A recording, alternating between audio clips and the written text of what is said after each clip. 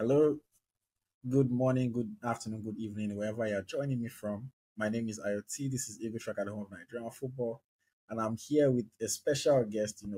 Someone that I've been trying to get on the podcast for a while now, but I'm happy that he's here. A player for Nottingham Forest and the Super Eagles of Nigeria. Can you kindly introduce yourself to our audience, please? Hello everyone, my name is Awoniyi Taiwo, Super Eagles player of Nigeria and also playing for Nottingham Forest in the United Kingdom. Yes, in the English Premier League, you have to give them that you have to big up yourself, let everybody know that you're talking to a superstar, they're watching a superstar. So Taiwo, thank you very much for taking the time to speak with me. I just want to catch up with you, know how you're doing, how the holiday is going, talk about the season that you just played, preseason is coming up very quick. That's one thing with football. You don't really have time like that. Season end, maybe 2-3 weeks and then you're back in preseason. Um, but first of all, how are you doing? How is the family? I know that family is very important to you. So how is everything? Yeah, I think family is important to everyone. I'm doing fine. I'm presently in Nigeria back home. Um, I'm okay and everything is fine at the moment. No issue because, like you said, first season is coming up soon. The best you can do for yourself is to make good use of your time.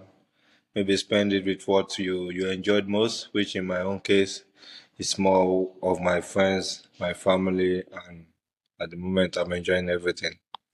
Good to hear that you're doing well and you're enjoying. You are in Nigeria. I hope the billing not too much, because we know how Nigeria be now.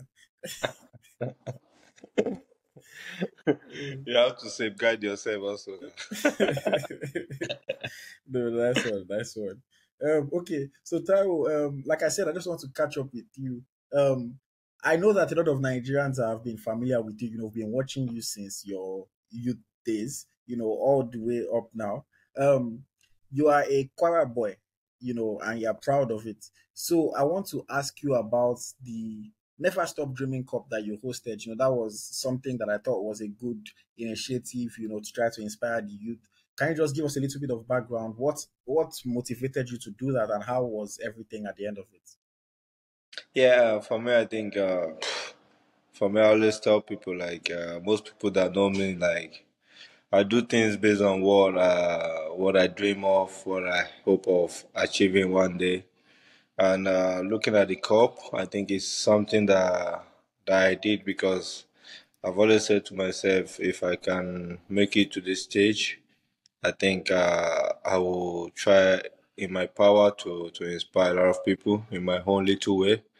And I just wake up one day and I come up with an idea of why don't you host a tournament of that high, a 26 team tournament whereby each team get their own jersey, their own football, their own soccer bib, without no one paying anything for it. And I think just to motivate everyone, like if I can do it as well, coming from Kwara State, I think anyone can. And it's just my own way of keeping people's hope and people's dream alive. And that was why I came up with the idea. But the truth is, I've always said if I could make it to the Prem one day, I think I will just let people know it's possible for everyone. Amazing, amazing. So let me ask you, because you said that this is something that you've had in your mind, that if you can make it to the Prem one day, do you have like a vision board or somewhere that you write your goals, for yourself? Yeah, to be honest, like for people that are really really close to me, and this I mean my family and my best friends. Uh, I'm not trying to say like I have something that I used to say or this one or that one, but the truth is everything that has happened to me so far is something that I've really said into existence to most of my friends. Mm. There are things I've written down. There are things I've said to them like, if this is happening, this is what is going to happen. If this is happening, this is what is going to happen. And but these are well known to people that actually know me. And most people that know me, I'm this guy that I dream really big. I even tell you things that in your head you look at me and you tell me, Taiwo, this is not possible. But I will try to let you know that because you said it's not possible, I'm going to prove you wrong. And that is me. Amazing, amazing. I love the mentality, and I mean, you obviously back it up with your hard work. Because yeah, I know you're a Christian, faith without work is dead. So obviously you have to have the faith and also put in the work. So that leads me to my next question. When I talk to you behind the scenes, sometimes I joke with you, oh, Pastor Taiwo, or people call you Pastor all the time. Okay, can you just tell us what does your faith mean to you, and why are you so proud to be a Christian? Yeah, I think firstly I like to tell people that I'm not a pastor, and I've seen a friend that said to me, if people call you a pastor, just be you. You don't have to reply them if you are a sinner or you are this. But the truth is, I actually have my own personal flaws. There are Mm, things that I do that I've done before that I felt is not right. And because I said as an adult, you already know what is right and what is wrong. But the truth for me is my faith is everything. My belief in God is everything. I always tell people I know my God, and that is certain for me. But mm, that doesn't justify me as the best individual on earth. That doesn't justify me as the best Christian. That doesn't justify me as someone that hasn't done something or that is not doing something that is bad. But the truth is, I was born in the church. My dad is a Christian. My mom is a Christian. My dad, firstborn, is a pastor. My sister is an evangelist. My sister husband is a pastor. So for me, church is everything. And this is where I got my inspiration from. This is where I got my goals to life from. This is where I got my belief to life from. This is where I got my teaching to life from. mm, Because for me, I've had a situation where I'm privileged to like study my Bible, and I discover actually that there is nothing in that book that you can't find mm. on earth. Like is a guideline. There was a time like when I was in the Netherlands, I actually sat down and I actually wrote things about Bible myself. I actually wrote a book about Bible. I call it the Book of Life, but I've not really published it. Or I actually said to myself, I'm not going to tell people. I'm not going to tell the world. I gave it to a pastor. I said, Mm. can you please go through this and maybe publish it on my behalf? So the guy said, I will know. I have to like modify this for you and you have to publish it. Though I've Yes, not sir. really published it. So those times are where I got my inspiration to my faith from. And everything that I've done in those years, in my quiet moment, are things that are actually happening to me now. So that's why it's difficult for me to put that my belief, my faith in God out of my way. It's actually very, very difficult for me. It's the most important thing for me. And everyone's around me knows that. But that doesn't mean I doesn't have my own flaws and my mistakes sometimes. But that God, you can't joke with him. That's just the No. truth. Amazing, amazing. I love to hear it, and I love to see players of faith, honestly, because it inspires other people to work harder, to believe, and ultimately know that they can achieve their own goals as well. You mentioned when you were in Netherlands, so I'll just use that one to transition into talk about football.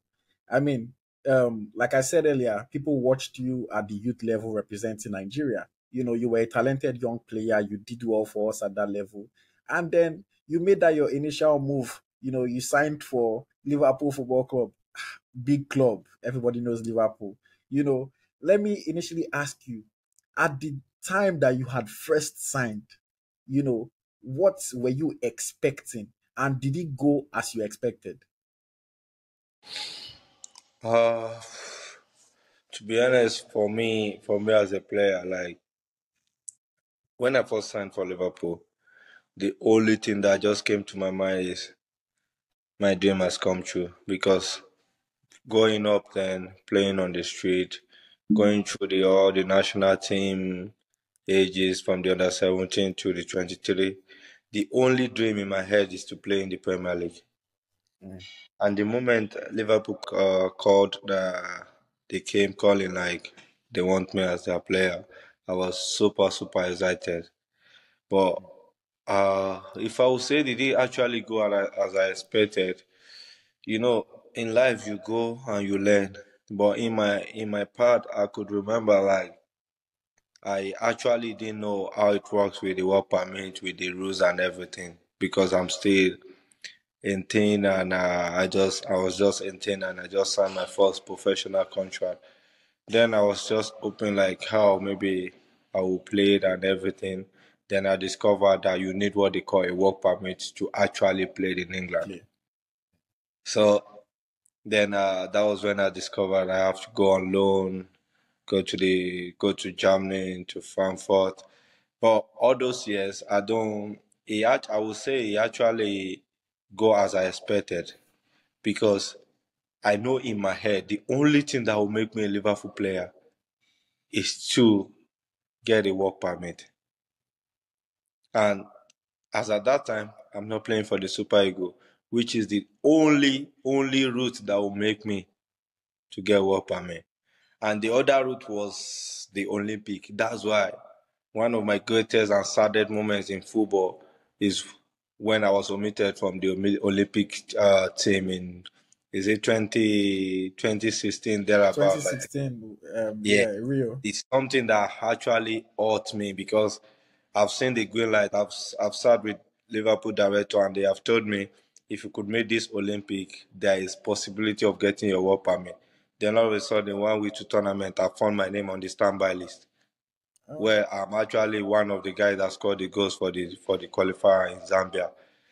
So and that goals actually brought the day from Liverpool. So at the same time, I'm not sad, but I actually know that you need to get a work permit before you play for Liverpool. So that's just the truth. And I was not really bothered. My only focus is just to like fight in every club that I've been to get my chance in the Super Eagle. mm, And there was time I was in Belgium, Moscow, scoring. Then the Super Eagle had a game, a friendly game in the London. All this time I was actually scoring. Then I was not invited. So those are my pains. Those are my pains. How I was neglected from the Olympic team. Then those are my pains.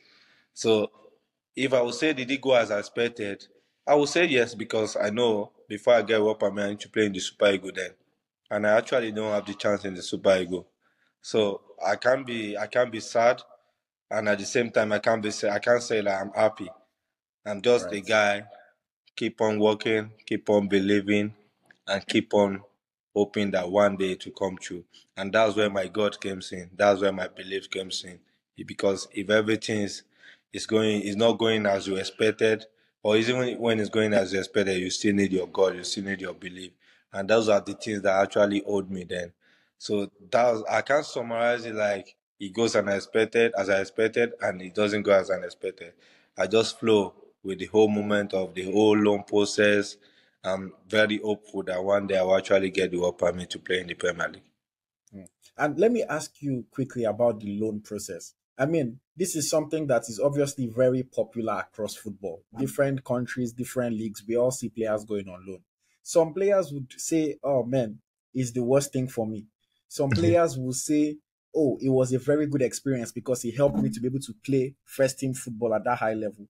In your own opinion, going out on loan to different clubs, do you think it helped you become a better player, or do you feel like it just delayed you? I would say, for me, in my experience, my first word would be like, it depends on which club is sending you on loan. Mm, That's the first statement that comes out from my mouth. In my case, it was Liverpool sending me on loan, and they are not just sending me on loan; they are sending me on loan as a Liverpool player. I have the director involved in my loan. I have the director checking on me, looking at all my games, telling me my mistakes, what I need to do better. But in my own case, I would say I would rather prefer a player to go on loan than sit down in the academy where there won't be chance of playing in the first team. They don't make it seem as if once I'm out there, I'm no longer their player. In my case, the loan is actually what developed me. A 18-year-old boy coming from Nigeria. I've not experienced what is European football. I was in FFA Frankfurt. The first year, my first season in Europe, we got relegated. I was in NSA Nijmegen, we got relegated. Then I went to Belgium.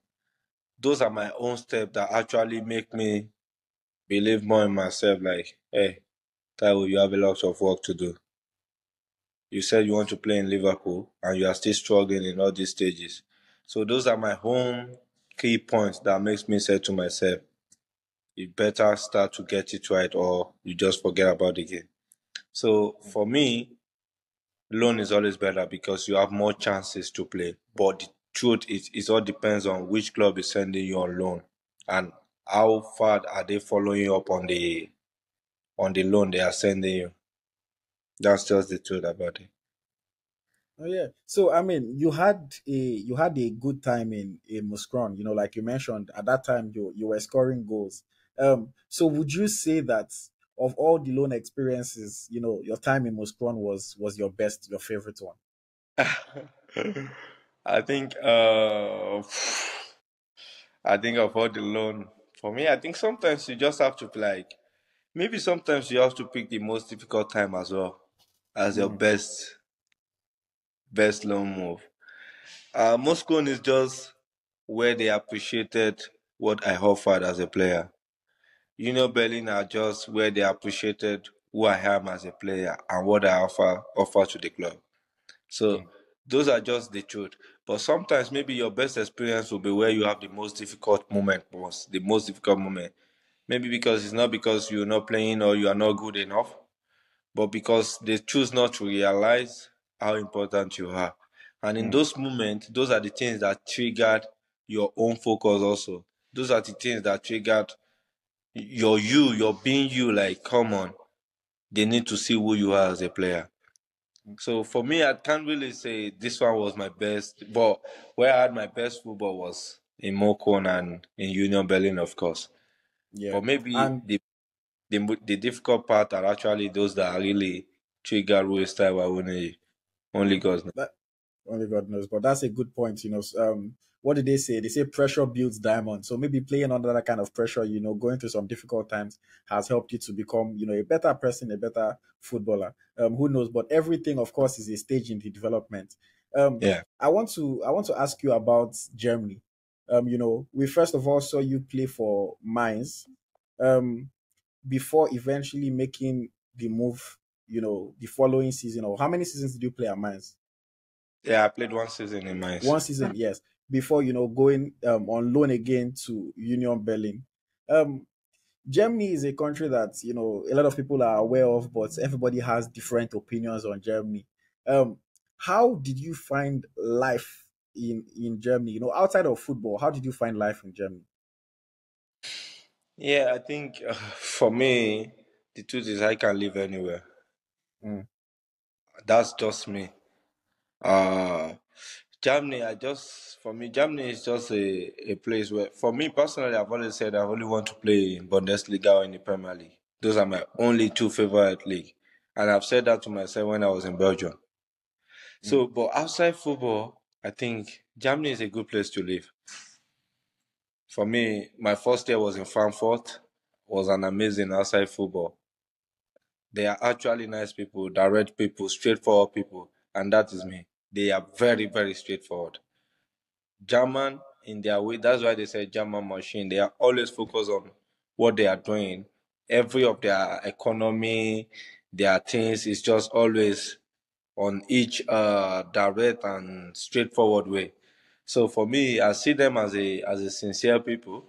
I see them as an honest people in their way of doing things, and yeah. that's one of the things that I like about Germans.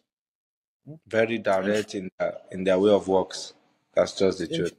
Interesting, interesting. And in terms of the football, you know, after playing in Belgium for a couple years, moving to Germany, was it a big transition for you, or do you think you know the styles like were they different? Were they similar? How was that? Yeah, I think for me, to be honest, like I've always said, I want to play in the Bundesliga and the Premier League. But the truth is, it was when I was in Belgium, like the coach I had, Ben Stock. One day, he just called me in his office and he said to me, "You've played for me. I've seen how you are as a player." He asked me a question. He said, "What kind of player do you want to be?" Do you want to be the one that will fight for the top, or do you just want to be a normal player? And I told him what I want to be. Then he said to me, let this season be the last year you will be in Belgium. He said it Hmm. straight to me. And he said to me, I had a club.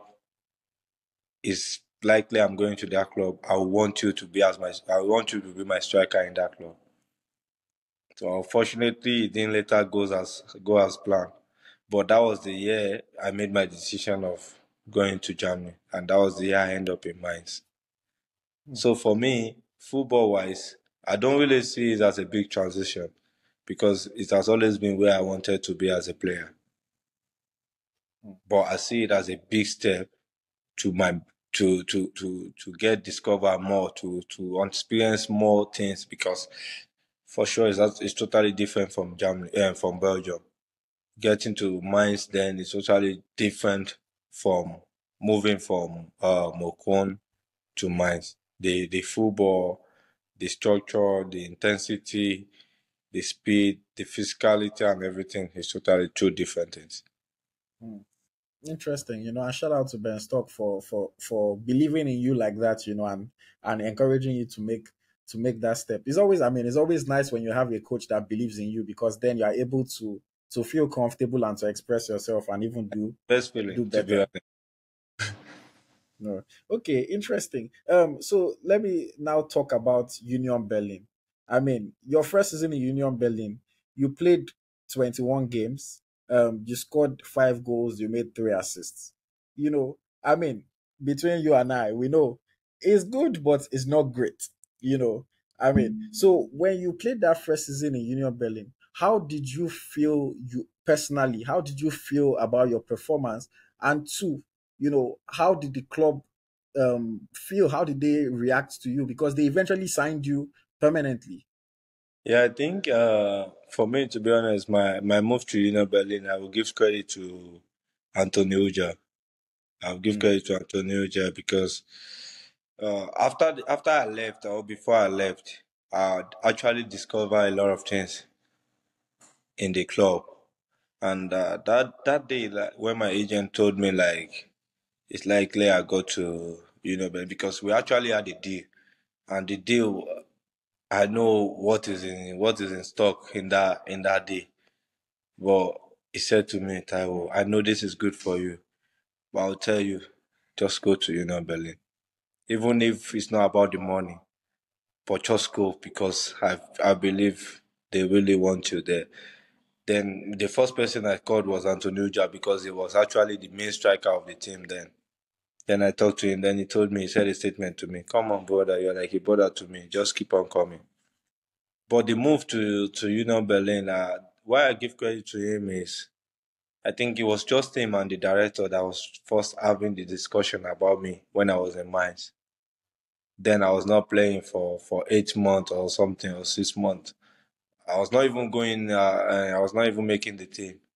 I was just training every day. But one thing about me is I don't like to say I'm this, I'm that, I'm that. But people that actually know how hard I am, I worked or something, they know who I am. But I don't like to talk about myself.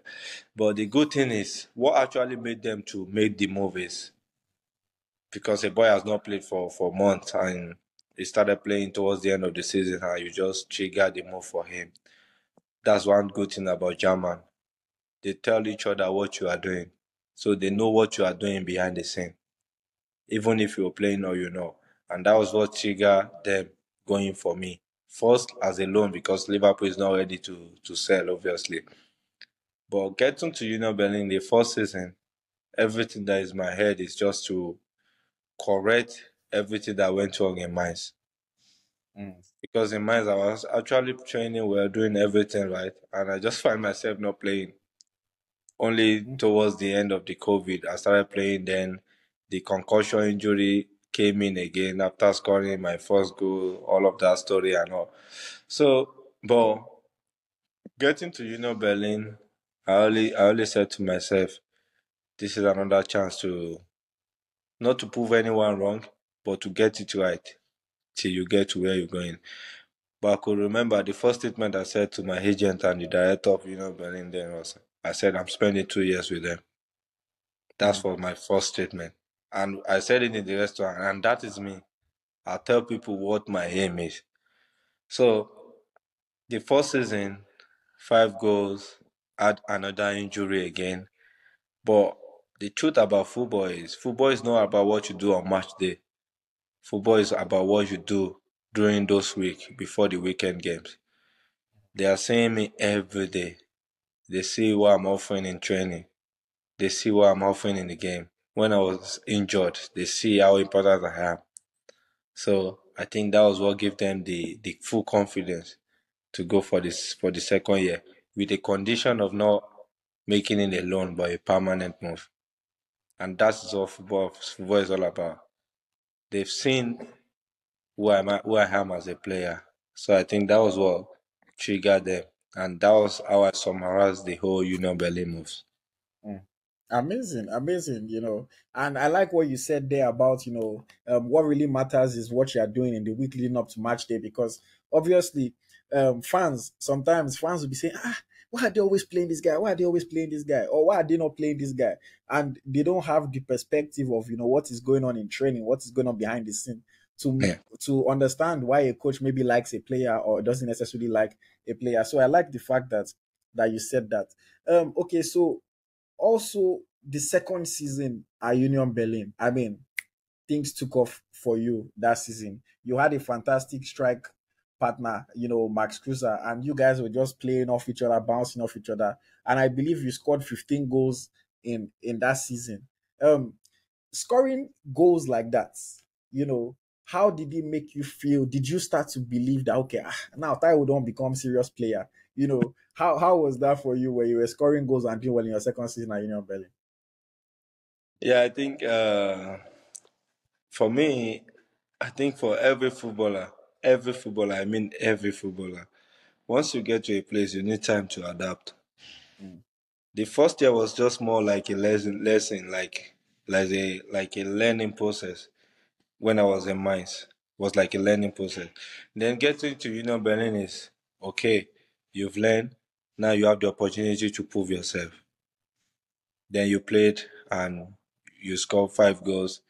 But when I scored during the second season with Union Berlin, one thing is for sure. I know now that I'm not going on loan anymore. I know now that this is my home. I had like a 5 years contract with them. And being a guy that is ambitious, I know I have to get it right. That's just the truth about it. I know I have to get it right. Like, okay, you've signed a 5 years contract.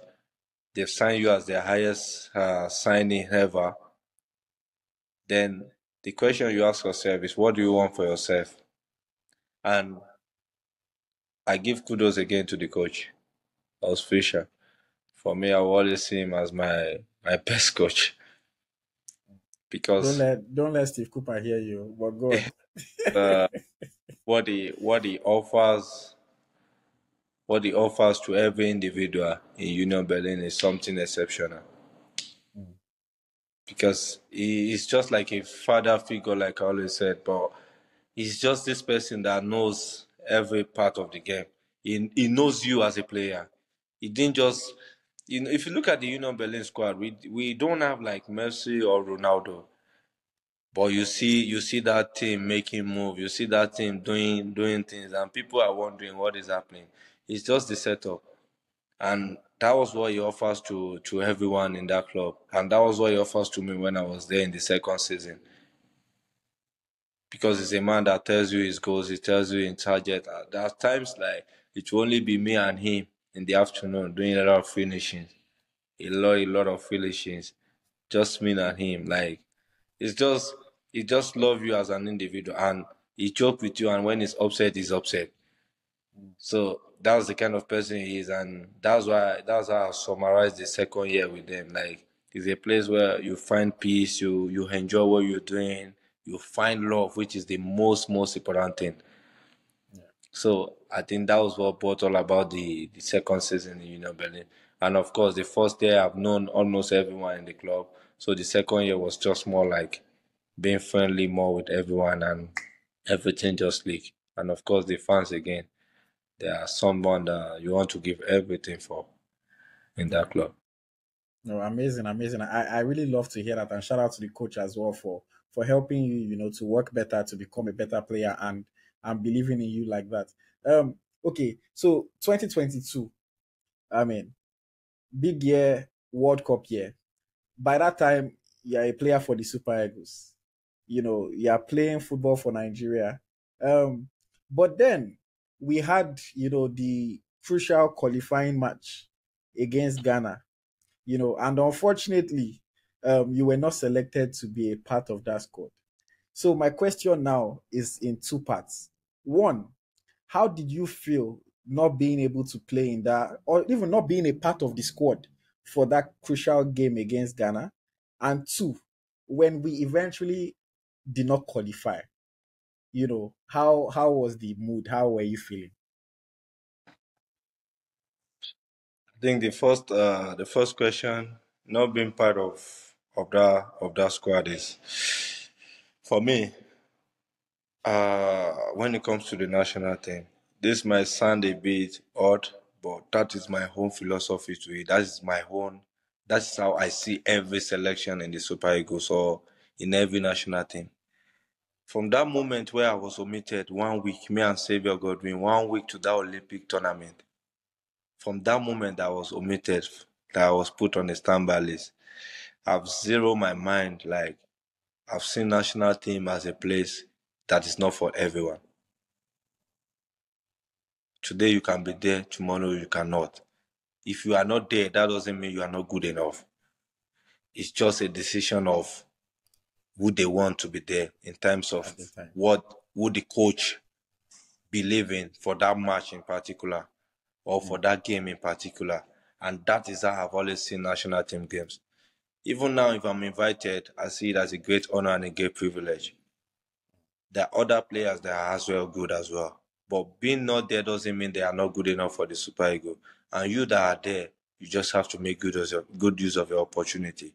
That's how I see every national team game.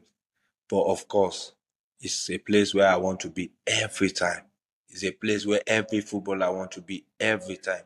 And it's a place that I believe I also should be part of every time, the same way every other player see it, the same way I see it as well. But when it comes to the selection, it's a place that I don't think I have an influence on, and I don't think any player have an influence on. I think it all boils down on who they think is good for that game in particular. Look at how many players we have in Nigeria. It's so enough to many. tell you, even if tomorrow they make a selection, there will still be people that will say, why is this one not there? Why is this one not there? This is enough to tell you how big, how rich the country is. So in terms of the selection, every player believes they should be there. So if you are not there, that means that match is not meant for you. You just have to wait for the next time that you will be there. And that's how I see the selection. Then when it comes to not being in the World Cup, I remember we both had a chat, like a normal chat then. The Yeah. truth is, for me, uh, let me give an instance now. Look at what most Nigerian players are doing. Just have a view of it. Have a view of it. You see what Kelechi did for Leicester. Unfortunately, they didn't stay up. You see what Osimhen did in Napoli. You see what I did in Nottingham Forest. You see what Bonesi is doing in Belgium. You see what Murphy is doing in France. You see what Moses Simon is doing. Look at look at all those names. Talk less of Frank Onyeka in Brentford. That is to tell you that World Cup is meant for our age group. You understand? Because that's for me. That's how I see it. This is just my own personal opinion. Yeah. But of course, is it Ademola Lookman? If you look at the season after the World Cup, look at what most of us are doing. Yeah. That is, for me, I see it as an anger of what we could have achieved. Mm, That's how I see it. I don't know about other people's opinion. Is he Joe Ribo? Is he Paul? You understand what I'm saying? yeah. So I'm just talking for myself though. when you look at the World Cup, unfortunately we miss out. But I see it as a World Cup will have been like more of a World Cup for our age group. I'm not saying the next World Cup will not be there. Everyone want to be there, but I think this is a World Cup where most of us would have felt, yeah, maybe we're at our prime or something. You understand what I'm saying? I So that's understand our you. World Cup. Unfortunately, we didn't qualify, so we have to wait for the next 4 years again. So the next 4 years, it all boils down every one of us trying to be at their best again.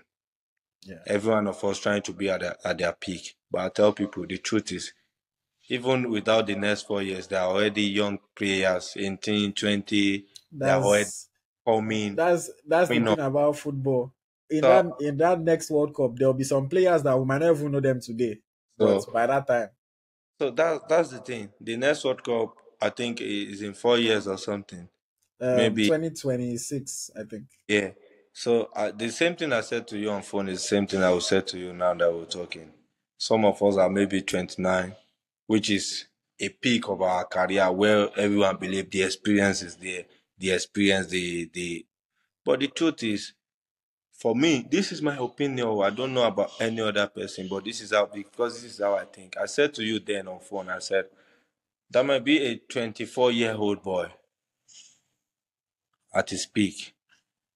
I know people will say that maybe it's because of experience. This might even go against me that I'm speaking right now, but it's the truth. This is how I think. I'm being straightforward and honest in my own Yeah. way. Not the best guy. If a 24-year-old or a 20-year-old boy is at his peak during that World Cup, many Nigerians might say maybe he should not be in the World Cup because he's young. But if we keep on doing that, we're just depressing those young one also of their time. So the challenge now is for people like us who will be 20 something, 28, 29, to believe that we have to be at our peak. So that's Yeah. just the thing. But for me, I see the last World Cup as our World Cup. But fortunately, we didn't go. And the Mm. next World Cup, we want to, I've never been to a World Cup. I want to be there. So the Abi? challenge is on me to prove myself that I deserve to be there. Yeah. Better than 24-year-old boy or 25-year-old boy then. Mm. So that is how I see it. And that was the painful part for me. But Mm. that doesn't mean everyone there doesn't do their best. They actually put in a good fight. If you look at the game, it's just unfortunately we didn't go to the World Cup. And even if we qualify to the World Cup, there is no guarantee that everyone that plays the qualifier will be the one to play the World Cup. Like I Right. said, that is not guaranteed. So that's Mm. how I see the both scenario in my own opinion. And I mean, me, I want Nigeria to qualify for that next World Cup because the World Cup is in US and Canada, so it's easy for Yeah, me to even come and to come and watch you people, you know. So hopefully Nigeria is able to qualify, and hopefully as well, you are still at your best, you know, and you're part of that setup. The summer comes, and as always, just like this summer, every summer there's talk about transfers. Who is going where? Who is doing what? Who is staying at his club? You know, things like that. Um, you ended up leaving Union Berlin, you know, after 2 years, like you had initially said, you know, you ended up leaving after 2 years and you joined Nottingham Forest, who were just promoted to the English Premier League. I remember once we were hearing the rumors, you know, people like Fabrizio will drop rumor on Twitter, you know, people will start to anticipate. And then it eventually happened all of a sudden, Nigerians, hey, some people, what's wrong with Taiwo? What's he doing? This one, that one. Why would he go to Northern Forest? See them, they are signing 100 players. You know, as a player, when you hear that kind of thing, is it something that you even care about? Or are you just happy that you have, you know, achieved a goal that you've had for yourself? Do you listen to any of those kind of comments? And if at all, how do they make you feel? yeah. For me, this is my own opinion though. For me, I don't think there is a player that was said, he doesn't listen to what people are saying about him. For me, I see it as a big lie. We hear everything, basically everything. The one that will block you when you are successful, the one that will follow you when you are successful, we know everything. So that's the truth. But the thing is, It all depends on what you do with everything that you had. Mm, What do you do with it? If someone tell you like Taiwo, you are a bad person, what do you do with it? If they say you are a good person, what do you do with it? I think that's how I basically see it in my own way. But one thing I always like to say to people is this: that there are game behind the games. There are things that the layman outside football doesn't understand. mm, That's just the truth. There are things where a football fans will just be like, he has an idea of how crucial his club is to him, how much love he has for me as a player. But there are things they don't understand about football. There are things that only the clubs and the footballer can only understand and have an answer to, which maybe is difficult to say to the whole world. That's just the truth about football. And I do say this: football also like it's like this. It's like a job. It's like a business. It's like a business to people that understand what they are into. But for people like us, for most footballers, it's like a passion for us. For me personally, it's something I never see football as a business. I see it as as a passion, and I don't joke with it. That's just it. But the truth is, when everyone keep on saying those things, everyone keep on writing anything they want to write, anything they want to say, there are just things they don't understand. Because I'm the one being in Berlin. I'm the one that moved to Genk. I'm the one that moved to Mainz. No one was there with me. I'm the one that see everything that is happening every day. yeah. So you can't understand my situation better than I have. There is no way you can. But people tends to believe they know more than you that are into the game yourself. So for you, you just laugh and you just keep on moving with your life. But the truth is, every footballers had those words, and for sure, they knows everything people are talking about them. No, I like your response about is about what you do with it, because at the end of the day, if somebody tells you something negative, you can either take it as motivation, you can either just get angry, you can ignore it. At the end of the day, it matters about what you do with it. I mean, Nottingham Forest eventually signed, your buddy, your friend, Emmanuel Dennis. Of course, I'm sure it must have been nice for you to have your fellow Nigerian in the team. At least you guys can relate, you can speak your pidgin together. You know, how was that when he came on board as well? How was it for you?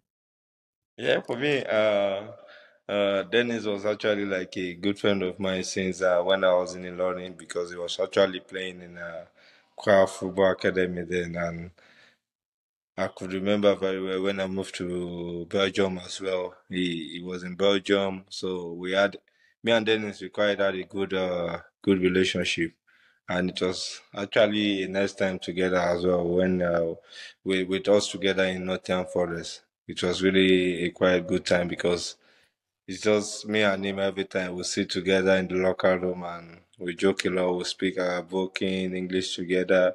And for me, it's actually someone that tell you what is good and what is bad. It Mm. tells you direct. Even that at times it just tell you, hey, come on, this is no, you don't train well today. So that's the kind of relation. Even when I'm not happy, he will tell it to my face. So, and that's the kind of friend I want to keep. So, for Mm, me, it was a nice time together, to be honest. nice, nice. Good to hear. And shout out to Emmanuel Dennis as well. Okay, let's talk about the season.